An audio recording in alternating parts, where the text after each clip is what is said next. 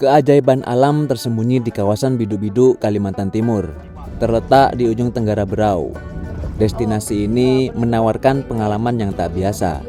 Labuan Cermin dikenal dengan airnya yang sebening kaca, jernih hingga ke dasarnya, berkilau toska saat disinari matahari. Perjalanan darat menuju Teluk Sumbang cukup menantang, namun semua lelah langsung terbayar saat tiba di jalur terakhir. Barisan pohon kelapa menyambut kami di kanan dan kiri jalan, berdiri rapi seolah mengantar kami menuju laut. Teluk Sumbang bukan hanya tempat untuk singgah, tapi tempat untuk menenangkan diri.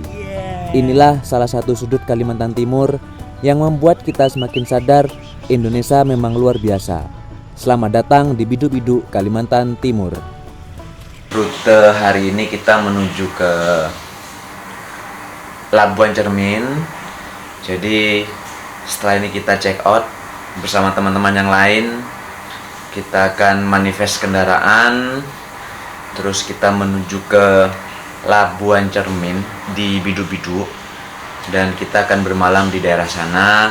Terus kita akan melihat ada apa yang bisa kita explore di kawasan Kalimantan yang namanya Bidu-Bidu. Sebelum kita memulai aktivitas pagi ini, ada baiknya kita berdoa menurut agama percaya masing-masing untuk diminta kelancaran, terus cuaca yang baik. Karena hari ini kita akan mengunjungi Labuan Cermin, kita butuh cuaca yang baik. Mengingat Maratua kemarin seharian hujan. Jadi sebelum kita berangkat, marilah kita berdoa menurut agama percaya masing-masing. Berdoa dimulai. Hey, selamat pagi. Orang hutan mau lihat Labuan Cermin, dia mau lihat dia ganteng apa tidak. Ya, ini dia orang hutan. Dia mau lihat di Labuan Cermin dia ganteng apa tidak. Bersama Bang Joni. Siap. Pimpinan. Bekantan. Ada pimpinan. Siap. Pimpinan. Pagi, Pak. Siapa?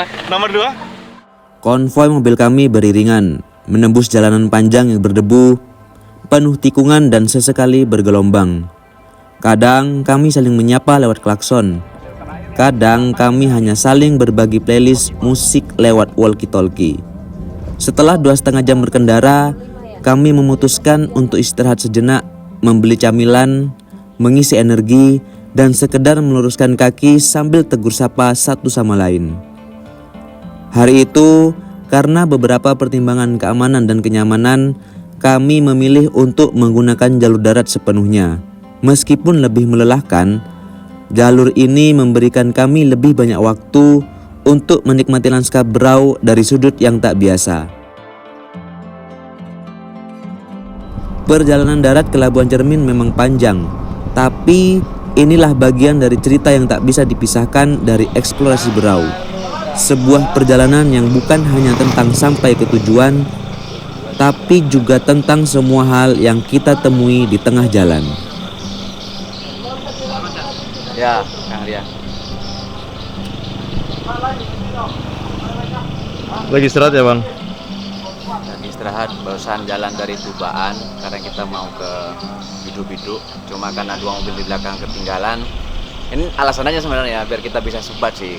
Demi teman-teman saya juga sih sebenarnya.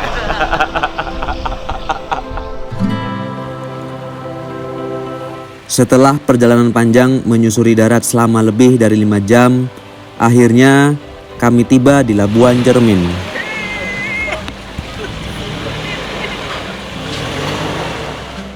Perjalanan kurang lebih 5 jam dengan melewati jalur panjang yang kanan kiri banyak kebun sawit. Terus kita juga melewati daerah pertambangan. Akhirnya kita sampai di Bidu-Bidu di Labuan Cermin dengan semua rombongan. Tapi sebelum kita keliling di Labuan Cermin, kita mau makan siang dulu di sini. Makan siang sama menu khas Labuan Cermin.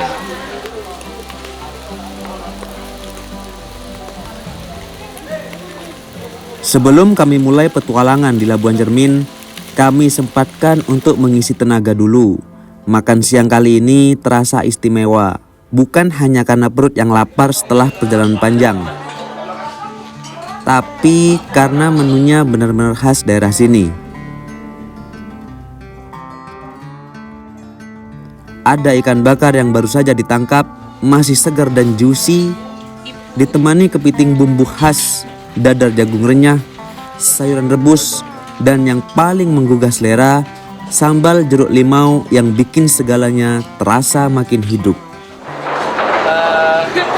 Sedikit informasi untuk kegiatan dan atraksi kita di dalam itu kegiatannya kita berenang atau snorkeling.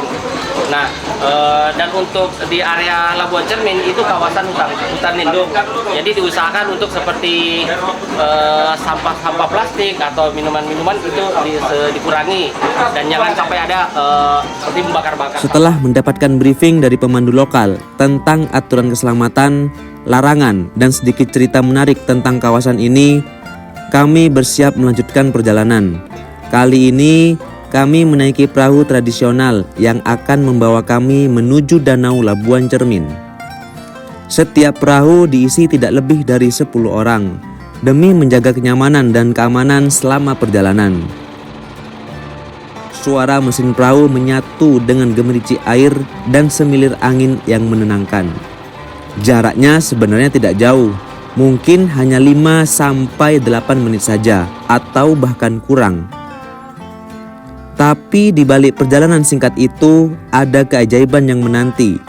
Danau dua rasa, dua warna, dan dua dunia. Labuan Cermin akhirnya menyambut kami.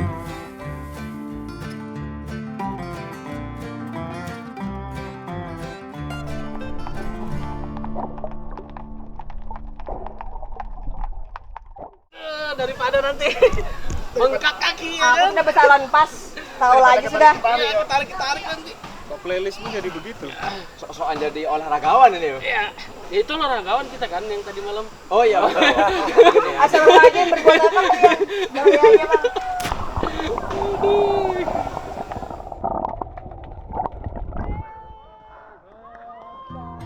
Labuan Cermin, tempat di mana air jernih bukan hanya sekedar indah, tapi juga misterius dan menenangkan. Ia seperti cermin alam yang sempurna, hingga kita bisa melihat dasar danau yang dipenuhi batuan, kayu tenggelam, dan pantulan bayangan pepohonan dari atas permukaan air.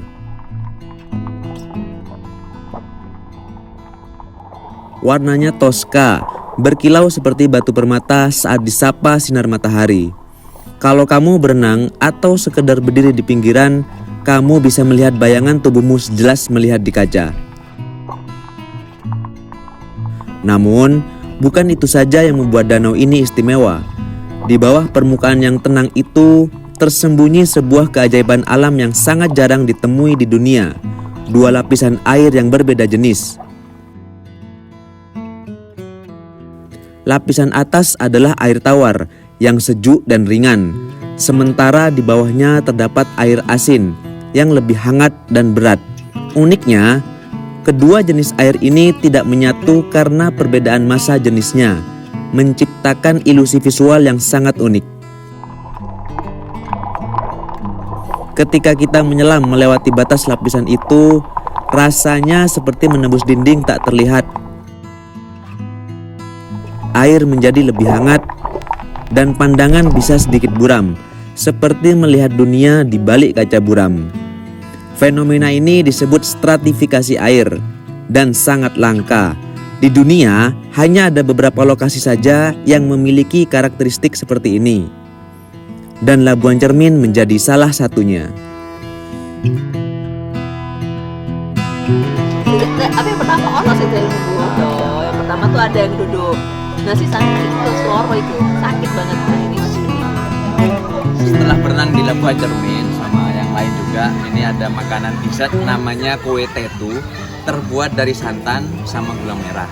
Pas banget sih kalau kita habis renang, terus kita dibungkus, makannya dibungkus sama daun pisang ya? Pandan. Oh, daun pandan.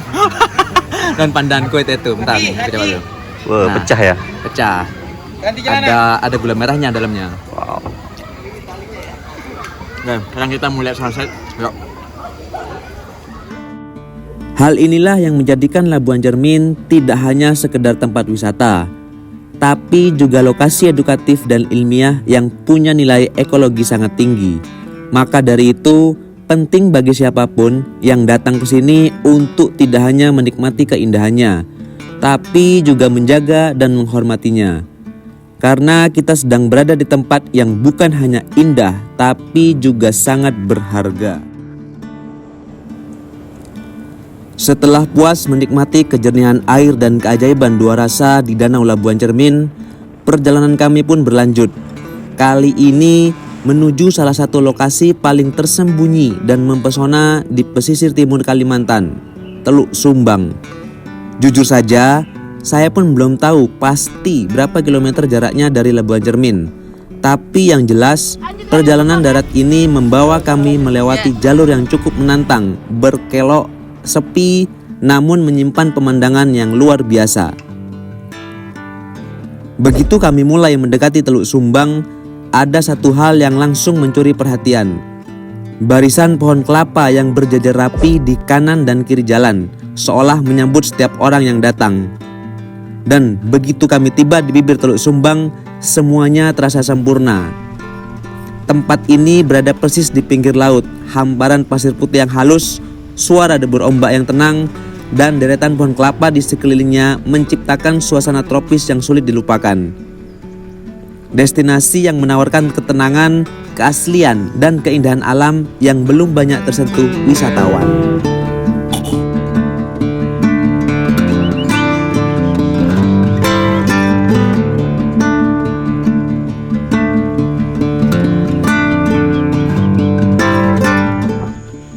Hari ini sudah dari Labuan Cermin, tadi kita ekspor di Labuan Cermin seperti sumber kalau di tempat pada umumnya sumber air tawar. Terus sore ini kita ke ujung hidung Pulau Kalimantan. Jadi kalau kalian lihat di peta itu ada Kalimantan, terus dia punya hidung di paling bawah. Nah, nih, ini ujungnya. Ini hidungnya Pulau Kalimantan. Kita melihat sunset di sini bersama dengan yang lain juga. Tapi kebetulan saya masih sendiri, sedang eksplor jalanan.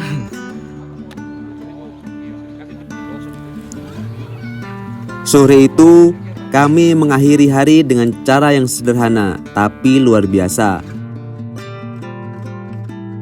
Kami juga disuguhkan kelapa muda segar yang baru saja dipetik langsung dari pohonnya, tanpa campuran apapun. Rasanya seperti hadiah dari alam setelah seharian menjelajah. Suasana rasa dan keheningan semuanya berpadu sempurna, menjadikan momen ini salah satu yang paling berkesan dalam perjalanan kami di Berau.